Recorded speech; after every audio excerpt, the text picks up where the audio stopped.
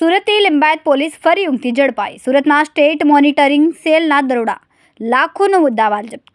સુરત શહેરમાં જુગારના અડ્ડાઓ પર પોલીસનો સકંજો સતત ચાલુ છે. તાજેતરમાં સ્ટેટ મોનિટરિંગ સેલની ટીમ દ્વારા લિંબાયત વિસ્તારમાં એક મોટો દરોડો પાડવામાં આવ્યો છે. વરલી મટકાના આ મોટા રેકેટનો પર્દાફાશ કરીને પોલીસે લાખો રૂપિયાનો મુદ્દામાલ જપ્ત કર્યો છે.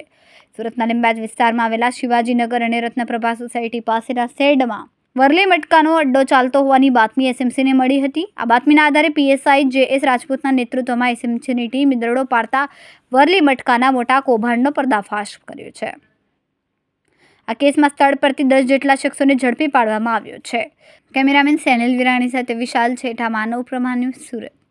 અમારા વિડીયોની નવી અપડેટ મેળવવા માટે સબસ્ક્રાઇબ કરો માનવ પ્રભા ન્યૂઝ ચેનલને. બેલ આઇકન ક્લિક કરો લેટેસ્ટ વિડીયો સૌથી પહેલા મેળવવા માટે.